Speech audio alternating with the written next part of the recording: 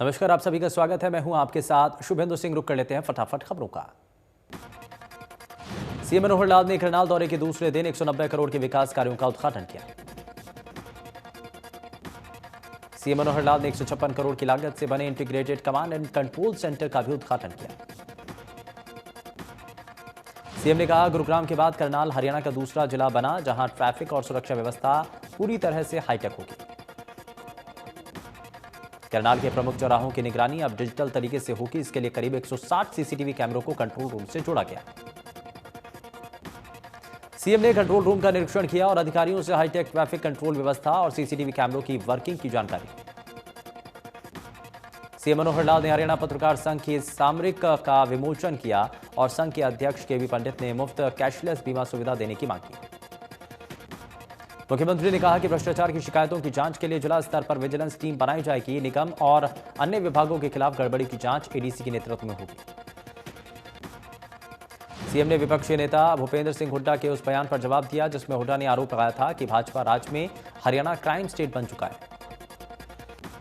मुख्यमंत्री ने कहा कि वो इस बात की तुलना अपने शासनकाल से करें। सीएम ने कहा कि अपराध को लेकर राज्य में त्वरित कार्रवाई की जाती है। किसान आंदोलन पर कृषि मंत्री जेपी दलाल ने कहा, किसानों का आंदोलन शांतिपूर्ण रहा, इसीलिए सरकार ने संयम से काम लिया।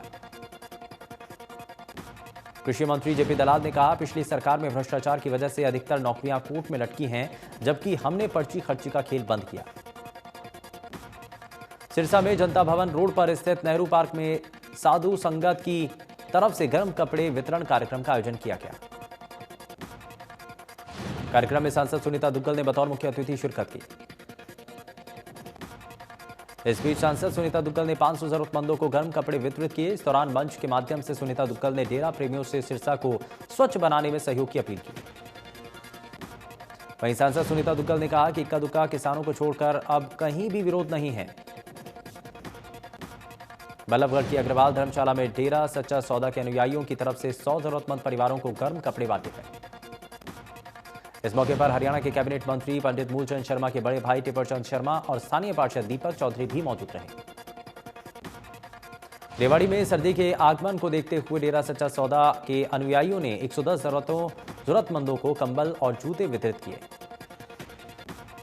नगर परिषद रेवाड़ी के उप प्रधान श्याम सुंदर चुग और वीरेंद्र इंसा ने जरूरतमंदों को अपने हाथों से सामान वितरित किया। महेंद्रगढ़ में संत शिरोमणि सेन जी महाराज के पावन पर्व के उपलक्ष्य में कार्यक्रम आयोजित किया गया, जिसमें मुख्य अतिथि के रूप में उपमंडल अधिकारी महेंद्रगढ़ दिनेश कुमार ने शिरकत की। एसडीएम दिनेश कुमार ने अपने संबोधन में कहा कि सेन जी महाराज के जीवन से हमें प्रेरणा लेनी चाहिए। युगों युगों तक उनका यशोगान भारतवर्ष में होता रहेगा। कुरुक्षेत्र के ब्रह्म सरोवर में आयोजित हो रही अंतर्राष्ट्रीय गीता जयंती महोत्सव में उस वक्त खुशनुमा माहौल बन गया जब एक नन्ही बच्ची ने बड़े प्यार से कुरुक्षेत्र पुलिस अधीक्षक डॉक्टर अंशु सिंगला को हग कर लिया, जिसके बाद इस नन्ही बेटी के प्यार को देखकर एसपी ने भी खूब प्यार दुलार किया। कुरुक्षेत्र में अंतर्राष्ट्रीय गीता महोत्सव में एक हफ्ते से कलाकारों को स्टॉल्स नहीं मिल रहा, जिसकी वजह से उन्हें बेहद परेशानी हो रही है। कुरुक्षेत्र में आयोजित हो रहे अंतर्राष्ट्रीय गीता महोत्सव 2021 में अपनी गायकी की यादों को तरोताजा करने के लिए ब्रह्म सरोवर के पावन तट पर मनताज पहुंची है। गायिका ब्रह्म सरोवर के तट पर अपने चाहने वालों के साथ अपनी सुरीली आवाज को साझा कर रही थी। कुरुक्षेत्र में आयोजित हो रहे अंतर्राष्ट्रीय गीता महोत्सव में विभिन्न राज्यों के कलाकार अपनी संस्कृति और कला को प्रदर्शित कर रहे हैं। वहीं दूसरे राज्यों से आए शिल्पकारों का कहना है कि गीता जयंती ही एक ऐसा माध्यम है जहां पर वो अपने हाथों से बनी हुई कलाकृतियां को कदरदानों को दिखा सकते हैं। जम्मू कश्मीर से पश्मीना शॉल बेचने आए बशीर अहमद कह रहे हैं कि ये शॉल लगभग 40,000 से शुरू होकर 2 लाख रुपए तक की है। वहीं पीतल की मूर्ति बनाने वाली मूर्तिकार राजू का कहना है कि कोरोना के समय में कलाकारों ने जो मूर्तियां बनाई थी सब घरों में बंद होकर रह गई, मगर अब जब वो लोग बाहर निकले तो जाहिर है उनकी कला को लोग खरीदेंगे। कुरुक्षेत्र में आयोजित अंतर्राष्ट्रीय गीता महोत्सव में राजस्थान के जयपुर से आए अशोक कुमार की भेलपुरी के लोग दीवाने हो गए। लोगों का कहना है कि उनकी भेलपुरी इतनी चटपटी है कि हम उंगलियां चाटने पर मजबूर होना पड़ा।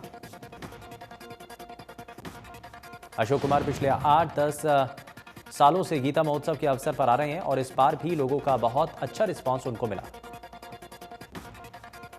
अशोक कुमार सूरजकुंड प्रगति मैदान बेंगलुरु और देश के कोने कोने में भेलपुरी का स्टॉल लगाने के लिए जाते हैं। हरियाणा में दिव्यांग कमिश्नर राजकुमार मक्कड़ ने कहा कि दिव्यांगों के लिए राज्य सरकार ने बड़ी घोषणा की। उन्होंने बताया कि पंचकुला में 5 एकड़ में 37 करोड़ 70 लाख से दिव्यांगों के लिए लाइफ सेंटर बनेगा। फरीदाबाद में नगर निगम की तरफ से एनआईटी जोन में सफाई पर मेगा ड्राइव चलाई गई और इस सड़कों से अतिक्रमण को हटाया गया। गुरुग्राम में स्वास्थ्य विभाग की तरफ से ओमिक्रॉन वेरिएंट से मुकाबला करने के लिए एक नई मुहिम की शुरुआत की गई है। गुरुग्राम में सभी कमर्शियल और रेजिडेंस बिल्डिंग में कर्मचारी और वहां रहने वाले लोगों को दोनों डोज लग चुकी है और उनको स्वास्थ्य विभाग एक सर्टिफिकेट उपलब्ध कराएगा। एमबीएस मॉल में अब तक सभी दुकानदार और कर्मचारियों को दोनों डोज लग चुकी है, जिसको मद्देनजर रखते हुए स्वास्थ्य विभाग की तरफ से एमबीएस मॉल को एक सर्टिफिकेट दिया गया। कोरोना वायरस के नए वेरिएंट ओमिक्रॉन ने दिल्ली में दस्तक दे दी। दिल्ली के स्वास्थ्य मंत्री सत्येंद्र जैन के मुताबिक कोरोना के नए वेरिएंट का पहला केस एलएनजेपी अस्पताल में सामने आया। ये मरीज तंजानिया से लौटा था और इस मरीज को अलग से वार्ड में आइसोलेट किया गया। मंत्री सत्येंद्र जैन का कहना है कि अब तक कोरोना पॉजिटिव मिले सभी 17 मरीज एलएनजेपी अस्पताल में भर्ती हैं। ओमिक्रॉन वेरिएंट का देश में एक और केस मिल गया। दक्षिण अफ्रीका से मुंबई लौटा शख्स ओमिक्रॉन वेरिएंट से संक्रमित पाया गया। महाराष्ट्र में बीते 24 घंटों में कोरोना के 782 नए मामले सामने आए और 14 मरीजों की मौत हुई। न्यूयॉर्क में ओमिक्रॉन के 3 नए मामले सामने आए, जिसके बाद से शहर में हड़कंप मच गया। तमिलनाडु में सिंगापुर और यूके से लौटे 2 और यात्री कोरोना संक्रमित पाए गए। उत्तर प्रदेश में कोरोना के 27 नए मामले सामने आए। राहत की बात है कि किसी की मौत नहीं हुई। ओमिक्रॉन आईएमएफ प्रमुख ने दी चेतावनी कि कोरोना का नया वेरिएंट ओमिक्रॉन वैश्विक आर्थिक विकास में सेंध लगा सकता है। विश्व स्वास्थ्य संगठन ने कहा कि अब तक कोरोना वायरस संक्रमण का नया वेरिएंट ओमिक्रॉन दुनिया के 40 देशों में फैल चुका है। पंजाब में कोरोना के 40 नए मामले सामने आए और 1 मरीज की मौत हुई। मुख्य सिविल सर्जन ब्रह्मदीप सिंधु ने स्वास्थ्य अधिकारियों के साथ अस्पताल में चल रही तैयारियों का जायजा लिया। भिवानी में प्रदूषण की वजह से लोगों को परेशानी हो रही है, जहां एयर क्वालिटी इंडेक्स 202 के पार दर्ज किया गया। फरीदाबाद में प्रदूषण की वजह से दमा के मरीजों को परेशानी हो रही है। गुरुग्राम में प्रदूषण की वजह से आबोहवा बेहद खराब है, जहां एयर AQI 208 के पार दर्ज है। रोहतक में प्रदूषण की वजह से आसमान में धुंध छाई हुई है, AQI 357 के पार। सोनीपत में प्रदूषण की वजह से आबोहवा बेहद खराब श्रेणी में पहुंच गई। दिल्ली एनसीआर की आबोहवा एक बार फिर से जहरीली हो गई। AQI लेवल 363 तक पहुंचा। दिल्ली एनसीआर में लगातार बढ़ रहे प्रदूषण के चलते सरकार ने स्कूल बंद करने का फैसला लिया।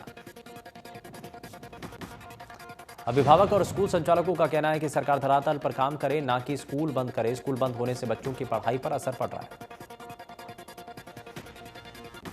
फरीदाबाद में नगर निगम सफाई अभियान और अतिक्रमण हटाने का काम जोर शोर से चल रहा है। निगम अधिकारियों ने दुकानदारों को चेतावनी दी कि अपने अतिक्रमण खुद हटा लें, वरना बलपूर्वक अतिक्रमण हटाए जाएंगे। यमुनानगर के प्रताप नगर में फसल विविधीकरण और विश्व मृदा दिवस पर किसान मेले का आयोजन किया गया। आयोजन में हरियाणा के वन और शिक्षा मंत्री कंवरपाल गुर्जर मुख्य अतिथि के रूप में उपस्थित रहे। चरखी दादरी पुलिस ने आमजन को मास्क और सोशल डिस्टेंसिंग के बारे में जागरूक करने के लिए अभियान चलाया। पुलिस ने एक सराहनीय कदम उठाते हुए शहर के सभी चौक चौराहों पर आमजन कोरोना वायरस के प्रति जागरूक करते हुए मास्क वितरित किए। फतेहाबाद में रतिया कॉलेज के छात्रों को इन दिनों काफी परेशानी हो रही है। बस स्टैंड से लेकर केटी और महिला कॉलेज तक बस सेवा की कमी है। आम जनता की शिकायतों का समय पर निपटारा करने के लिए शुरू की गई डायल 112 सेवा मददगार साबित हो रही है। फरीदाबाद में 52 इमरजेंसी रिस्पांस व्हीकल्स लगे हुए हैं, जो शहरी क्षेत्र में 15 मिनट और ग्रामीण क्षेत्र में 20 मिनट में शिकायत मिलने पर पहुंच जाते हैं। फरीदाबाद पुलिस को सरकार ने मेडल देकर सम्मानित किया। मनरेगा के तहत काम करने वाले 60-70 मजदूरों को पिछले 5 महीने से वेतन नहीं मिला। इस दौरान मजदूरों ने बीडीपीओ कार्यालय पहुंचकर जमकर बवाल काटा। प्रदर्शनकारी मजदूरों ने ग्राम सचिव के खिलाफ नारेबाजी की। मजदूरों का आरोप है कि ग्राम सचिव रुका हुआ वेतन जारी करने की एवज में 25% रिश्वत की मांग कर रहा है। बीडीपीओ सुमित चौधरी ने प्रदर्शन कर रहे मजदूरों को आश्वासन दिया कि जल्द ही इस दिशा में कार्रवाई करते हुए वेतन जारी कर दिया जाएगा। फरीदाबाद में पंडित जवाहरलाल नेहरू कॉलेज के छात्र छात्राओं ने जिला उपायुक्त कार्यालय में कॉलेज के टाइम टेबल के बदलाव को लेकर ज्ञापन दिया। कॉलेज के छात्राओं का कहना है कि सभी क्लास पहले इवनिंग में 3 से 8 बजे तक लगाई जाती थी, अब इसे बदलकर 5 से रात 9 बजे तक कर दिया गया। छात्राओं का कहना है कि सभी छात्राएं अलग अलग इलाकों से आती हैं, अगर वो रात 9 बजे क्लास खत्म करके जाएंगी तो उनके साथ कोई भी हादसा हो सकता है।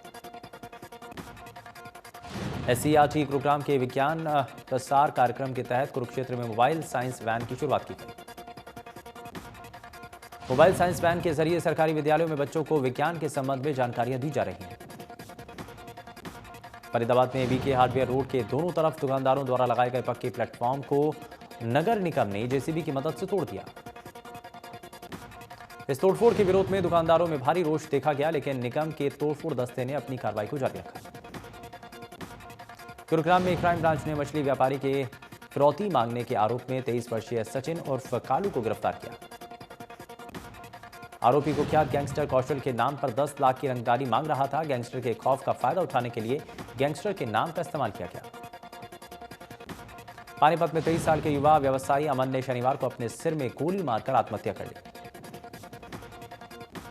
अमन को आनन फानन में पानीपत सिविल अस्पताल ले जाया गया, जहां डॉक्टरों ने उसे मृत घोषित कर दिया।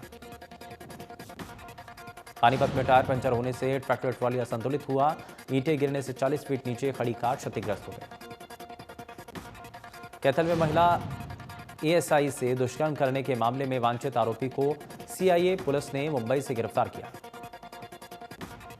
आरोपी को भागने में मदद करने वाले एक अन्य आरोपी को भी पुलिस ने गिरफ्तार किया, जिससे पुलिस पूछताछ कर रही है। पानीपत के सेक्टर 25 में खेतों में पेड़ से लटका एक युवक का शव बरामद हुआ, जिसको पुलिस ने कब्जे में लेकर पोस्टमार्टम के लिए अस्पताल भेजा। फरीदाबाद में बाईपास चंदावली पुल के पास गड्ढे में एक युवक का शव मिला, जिसके बाद से इलाके में हड़कंप है। वहीं सूचना मिलते ही पुलिस मौके पर पहुंची और शव को कब्जे में लेकर पोस्टमार्टम के लिए अस्पताल भेजा। करनाल के गोंदर में 25 वर्षीय युवक की हत्या करने वाले आरोपी को पुलिस ने गिरफ्तार किया। बीते गुरुवार शादी समारोह में गोली मारकर हत्या कर दी थी। गोवाना के भैंसवाल गांव में ग्रामीण की अज्ञात लोगों ने पीट कर हत्या कर दी और शव लाठ गांव के तालाब में फेंक दिया। सूचना मिलते ही पुलिस मौके पर पहुंची और शव को कब्जे में लेकर अस्पताल पहुंचाया। रेवाड़ी के बुढ़ाना गांव के पास पुलिस और बदमाशों के बीच मुठभेड़ हुई, जिसमें एक बदमाश के पैर में गोली लग गई, जिसे ट्रॉमा सेंटर में भर्ती कराया। कैथल में एंटी नार्कोटिक सेल ने नशा तस्करों पर कार्रवाई करते हुए 2 आरोपियों के कब्जे से 20 लाख रुपए की 815 ग्राम हेरोइन बरामद की। नशा तस्करी में इस्तेमाल की गई स्कूटी भी पुलिस ने जब्त कर लिया। पलवल के आल्हापुर गांव में पुरानी रंजिश के चलते एक व्यक्ति को मौत के घाट उतार दिया। फिलहाल पुलिस ने मामला दर्ज कर लिया। भारतीय बैडमिंटन स्टार पीवी सिंधु ने शनिवार को एक कठिन मुकाबले में जापान की अकाने यामागुची को हराकर फाइनल्स में प्रवेश कर लिया है।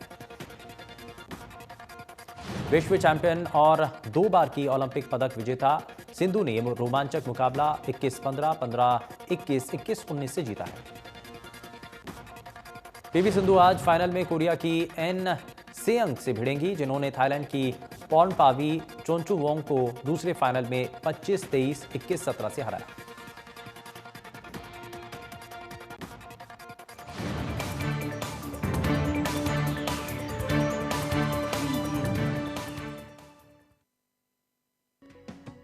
प्रेजेंटेड बाय 90 वर्षों से महिलाओं की नंबर 1 आयुर्वेदिक औषधि वेटॉनिक हेमपुष्पा। करनाल में 190 करोड़ की 9 विकास परियोजनाओं का उद्घाटन। मुख्यमंत्री ने 155 करोड़ की लागत से बने integrated command and control centre का किया उद्घाटन। एडीसी के नेतृत्व में डिस्ट्रिक्ट विजिलेंस कमेटी बनाने की घोषणा। पूर्व सरकारों में रहा बेईमानी और भ्रष्टाचार का एकाधिकार। कृषि मंत्री का विपक्ष पर बार बोले, पहले एचसीएस तक की नौकरियां हुई चैलेंज। कहा, मोदी के राज में किसान आंदोलन का शांतिपूर्ण होगा समाधान। पूर्व सरकारों ने किसानों की जान ली।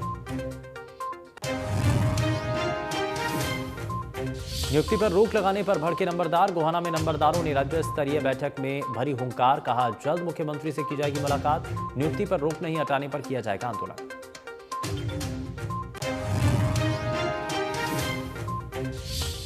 महाराष्ट्र, कर्नाटक, गुजरात के बाद राजधानी दिल्ली में ओमिक्रॉन की दस्तक से मचा हड़कंप। एलएनजेपी अस्पताल में तंजानिया की ट्रैवल हिस्ट्री वाले मरीज की पुष्टि। 17 संदिग्धों का भी चल रहा इलाज। देश में अब तक 5 मामलों की पुष्टि।